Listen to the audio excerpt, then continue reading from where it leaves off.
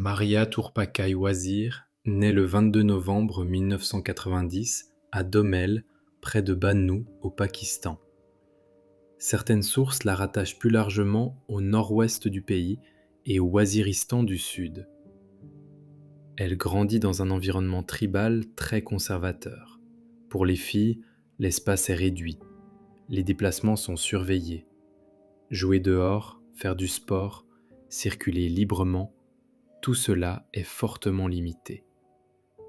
Selon les périodes et selon les sources, ce cadre est aussi marqué par la pression sociale, par la menace d'extrémistes et par l'influence des talibans.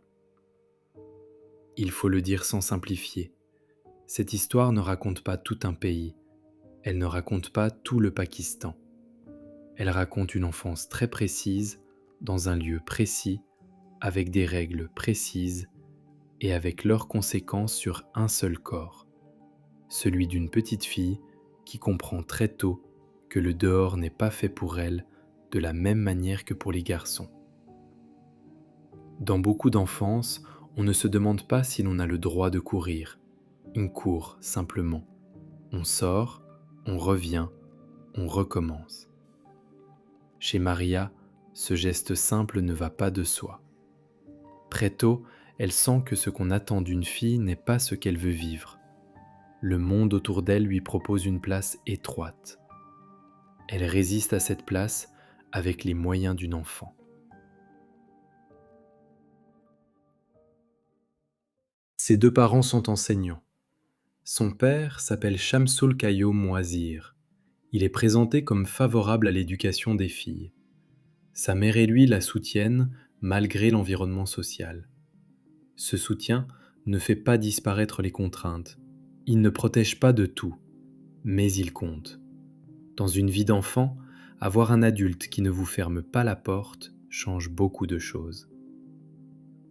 Maria grandit donc entre deux réalités. Dehors, un monde qui se referme sur les filles. Dedans, des parents qui lui laissent un peu d'espace. C'est dans cet écart que son histoire commence vraiment. Vers 4 ans et demi, Maria brûle ses vêtements de fille, puis elle coupe ses cheveux. Le geste est simple, mais il dit déjà presque tout. Ce n'est pas seulement une question d'habit, ce n'est pas seulement un refus d'enfant. Elle semble comprendre très tôt que ses vêtements viennent avec des limites. Ils disent aux autres qui elle est censée être. Ils disent aussi où elle est censée rester. Alors elle enlève ce que le monde voit d'abord. À partir de ce moment-là, elle commence à vivre comme un garçon. Son père l'accompagne dans ce passage. Il lui donne un nom masculin, Gengis Khan. Ce nom devient une clé. Sous ce nom, Maria peut sortir plus librement. Elle peut jouer dehors, elle peut bouger, elle peut circuler avec moins de contraintes. Elle peut prendre un peu de place. Pour d'autres enfants, ce serait presque rien. Pour elle, c'est immense. Cela veut dire sentir le sol sous ses pieds sans être ramené aussitôt à l'intérieur. Cela veut dire avoir le droit de courir. Cela veut dire respirer dehors. Le cœur de son histoire est déjà là. Une petite fille doit changer d'apparence pour accéder à des libertés élémentaires. Elle ne cherche pas encore à devenir un symbole. Elle cherche d'abord à vivre, à jouer, à sortir, à avoir un corps qui bouge dans l'espace. Ce besoin-là est simple. C'est ce qui rend son histoire si forte. Elle ne demande pas un privilège. Elle cherche ce que beaucoup d'enfants reçoivent sans y penser. Et dans cette première partie de sa vie, le père reste une figure décisive. Il ne change pas la société autour de lui. Il ne peut pas annuler les risques. Mais il accepte cette vérité que sa fille semble porter déjà en elle. Si elle reste enfermée dans ce qu'on attend d'une fille, elle perdra une part d'elle-même. Alors il accepte ce nom d'emprunt. Il protège cette brèche. Il lui permet d'exister un peu plus librement, même si cette liberté repose sur un déguisement. Sous le nom de Gengis Khan, Maria découvre aussi ce que le mouvement donne à un enfant. Sortir, ce n'est pas seulement aller dehors, c'est apprendre le monde, c'est tomber, se relever, se mesurer aux autres, prendre confiance, sentir son corps devenir plus sûr. On se construit aussi comme cela, en occupant un peu de terrain, en mettant son énergie quelque part. Peu à peu, cette énergie trouve une forme plus nette, le sport. Vers 12 ans, toujours sous son identité masculine, Maria commence l'haltérophilie. C'est un sport de force. Il faut soulever, tenir, répéter. Il faut accepter l'effort. Il faut faire travailler le corps jusqu'à ce qu'il devienne plus solide. Pour elle, ce n'est pas un simple loisir. C'est une façon de pousser plus loin cette liberté déjà fragile. Son corps, qu'on voudrait limiter, devient un outil de puissance. Puis elle découvre le squash. Le squash va prendre une place centrale. C'est un sport rapide, exigeant, nerveux. Il faut lire le rebond, partir vite, revenir, frapper juste, recommencer. Cela se joue dans un espace fermé, mais cela demande une grande liberté de mouvement. Il faut être entièrement dans son corps. Pour Maria, ce sport devient plus qu'une discipline. Il devient un terrain où tout se rassemble. L'effort, la vitesse, la concentration, le droit d'occuper l'espace. Elle progresse, elle s'entraîne, elle avance. Le faux nom qui lui a d'abord servi à sortir lui permet maintenant d'aller plus loin. Il ne sert plus seulement à jouer dans la rue, il sert à construire quelque chose, une pratique, un niveau, peut-être même un avenir. C'est pour cela que la suite sera si violente. Plus Maria avance, plus ce qu'elle a bâti dépend d'un secret. Ce secret tient jusqu'à l'adolescence. Vers 16 ans, on lui demande un certificat de naissance pour intégrer une académie de squash. Et là, tout bascule. Il ne s'agit pas d'une scène bruyante, pas d'une grande annonce, pas d'un affrontement spectaculaire, seulement d'un document, un papier officiel, une preuve administrative. Quelques lignes suffisent. Pendant des années, Maria a vécu dans l'écart entre ce qu'elle est et ce qu'elle doit montrer pour avoir le droit d'avancer. Cet écart lui a permis de sortir, de jouer, de s'entraîner, de se construire. Et soudain, un certificat de naissance fait tomber ce fragile équilibre. Son identité féminine est révélée. C'est la vraie rupture du récit. Parce qu'à cet instant, ce n'est pas seulement un mensonge qui s'arrête, c'est tout un accès au monde qui menace de disparaître. Le non masculin ne protège plus, le camouflage ne fonctionne plus. Ce qui lui avait permis de vivre devient impossible à maintenir, et ce qu'elle faisait déjà au grand jour devient pour d'autres une faute. Après cette révélation, sa situation change brutalement. Sa pratique sportive est considérée comme inacceptable par des extrémistes. Elle reçoit des menaces de mort. Sa famille aussi. Le danger n'est plus vague. Il ne reste plus dans l'arrière-plan. Il se rapproche. Il vise Maria. Il vise aussi ceux qui la soutiennent. Là encore, le père prend une place importante dans l'histoire. Quand Maria était enfant, il l'avait aidée à ouvrir une brèche. Maintenant, cette brèche expose toute la famille. Soutenir sa fille ne signifie plus seulement l'encourager. Cela veut dire tenir malgré les menaces. Cela veut dire accepter le risque. Cela veut dire continuer à être là quand le monde extérieur se durcit encore. À partir de là, la maison change de sens. Avant, c'était le lieu d'où l'on sortait, le point de départ, l'endroit où l'on revenait après avoir joué, couru, appris. Désormais, elle devient un refuge forcé, un lieu où l'on reste parce que le dehors est devenu trop dangereux. Maria passe alors près de 4 ans recluse chez elle. 4 ans. À cet âge-là, 4 ans, c'est énorme. C'est une part entière de la jeunesse. Ce sont des saisons qui passent sans vous. Ce sont des journées qui se ressemblent. C'est le bruit du monde au dehors et soi qui reste derrière les murs. C'est savoir ce qu'on a connu, savoir ce qu'on a perdu et ne pas savoir si cela reviendra un jour. Mais le plus fort dans ces années-là, ce n'est pas seulement l'isolement, c'est ce que Maria décide d'en faire. Elle continue de s'entraîner, seule, dans sa chambre, en frappant une balle contre le mur. Cette image résume presque toute sa vie. Une petite fille a dû se faire passer pour un garçon afin d'avoir le droit de sortir. Puis, quand ce déguisement tombe, elle se retrouve enfermée dans une chambre à frapper une balle contre un mur pour ne pas perdre ce qu'elle a construit. Un mur, une balle, une chambre. Il n'y a presque rien. Et pourtant, tout est là. Le squash est un sport de rebond, de vitesse, de présence.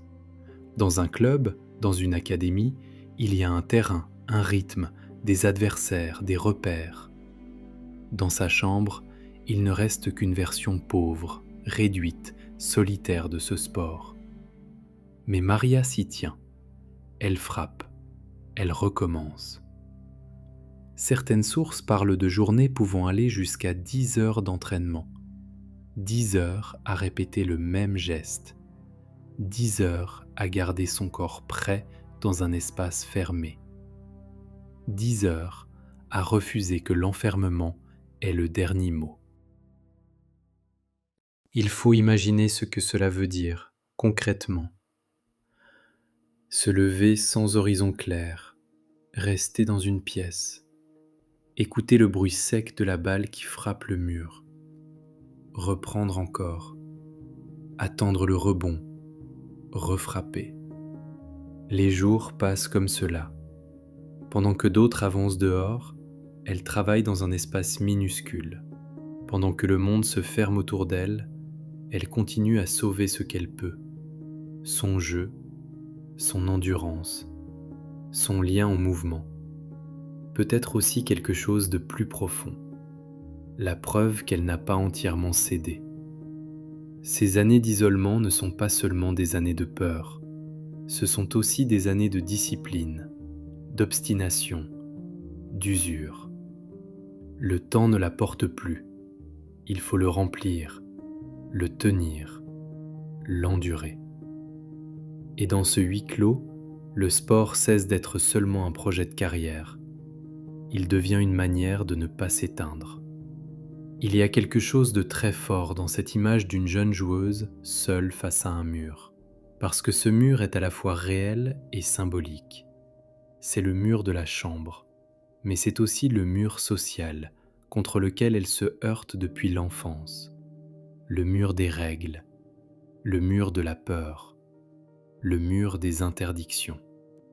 Et malgré cela, elle continue à frapper. Pas pour faire un beau geste, pas pour être admirée, simplement pour continuer. En même temps, Maria cherche une issue. Elle envoie un très grand nombre d'emails. C'est ainsi que les faits sont rapportés. Beaucoup d'emails envoyés dans l'espoir de trouver une aide, un contact, une possibilité de partir, un lieu où elle pourrait enfin s'entraîner sans se cacher. Là aussi, le geste est simple, mais il demande une force réelle. Écrire à des inconnus, recommencer, attendre, supporter le silence, puis réécrire. Dans une chambre, derrière une porte fermée, elle essaie encore de parler au monde. C'est une autre forme de rebond. La balle revient du mur. Les emails, eux, reviennent parfois sans réponse. Mais elle continue, encore et encore. Finalement, une aide décisive arrive. Jonathan Power, ancien numéro 1 mondial, l'aide à venir s'entraîner au Canada. Il faut garder la mesure de cette étape. Oui, cette aide change sa vie, Oui, elle ouvre une porte réelle. Mais ce n'est pas un conte simple. Ce n'est pas l'histoire d'un pays qui sauverait tout d'un coup ce qu'un autre pays aurait entièrement brisé. Les choses sont plus complexes. Le départ ne supprime pas les années passées. Il ne répare pas d'un seul geste l'enfance cachée, les menaces, la peur, la chambre, le mur. Mais il ouvre enfin un passage. Maria part pour Toronto en mars 2011. Ce départ compte beaucoup. Pendant des années, sa liberté avait tenu à un faux nom, puis sa vie s'était rétrécie jusqu'à une chambre. À Toronto, quelque chose redevient possible. Elle peut s'entraîner autrement. Elle peut travailler son sport au grand jour. Elle peut avancer sans avoir à se présenter comme un garçon pour approcher un terrain. Mais elle n'arrive pas là-bas comme une personne neuve. Elle arrive avec son histoire entière. Elle arrive avec l'enfant qui a brûlé ses vêtements de fille, avec le père qui lui a donné le nom de Genghis Khan, avec l'adolescente stoppée net par un certificat de naissance, avec la jeune fille menacée, avec les années passées à frapper une balle contre le mur de sa chambre. Tout cela voyage avec elle. Et pourtant, pour la première fois depuis longtemps, l'effort peut servir à autre chose qu'à survivre. Il peut redevenir un entraînement complet, une progression, une carrière possible.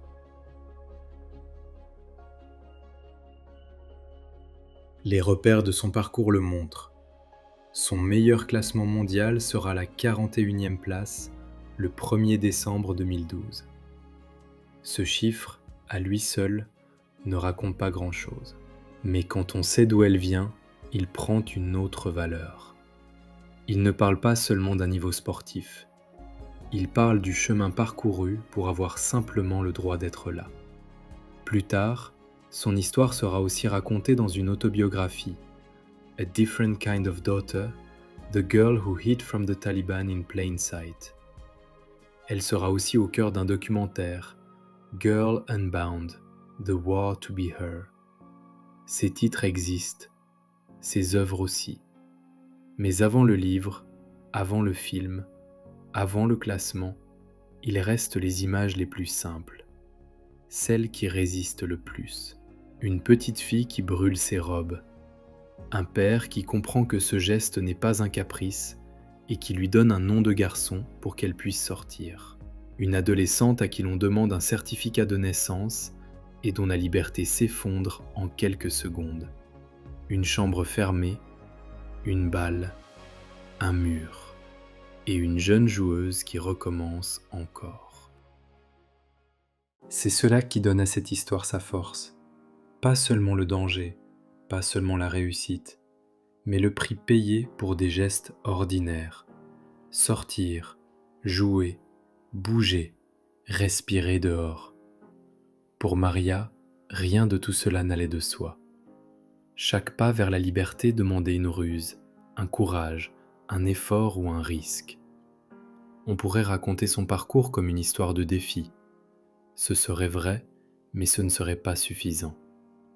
Le plus bouleversant est ailleurs. Il est dans le fait qu'une enfant a dû disparaître en tant que fille pour pouvoir accéder à ce que d'autres enfants reçoivent sans y penser. Le sport vient ensuite. Les menaces viennent ensuite. Le départ au Canada vient ensuite. Mais le nœud de l'histoire est là, dès le début. Peut-on parler de liberté quand elle exige d'abord de se cacher ? La vie de Maria pose cette question sans grand discours. Elle la pose par les faits, par le feu des vêtements brûlés, par les cheveux coupés, par le nom de Genghis Khan, par le certificat de naissance qui fait tout tomber, par les années d'enfermement, par le mur de la chambre, par tous ces gestes concrets qui montrent qu'ici, la liberté n'a jamais été un mot abstrait. Elle a toujours eu un coût immédiat. Et c'est peut-être pour cela que son histoire reste. Parce qu'elle ne parle pas seulement d'une joueuse de squash. Elle parle d'une enfant qui voulait sortir. d'un père qui a protégé cette envie, d'un monde qui a refermé la porte, et d'une jeune femme qui a continué malgré tout, seule face à un mur. Ensuite, il y aura Toronto. Ensuite, il y aura un classement mondial. Ensuite, il y aura un livre et un film. Mais avant tout cela, il y a cette scène très simple, presque nue. Une petite fille comprend que pour courir dehors, elle doit d'abord ne plus être vue comme une fille. Et au fond, c'est peut-être là que tout se joue. Que devient l'idée même de liberté quand une enfant doit d'abord apprendre à disparaître pour avoir le droit de respirer.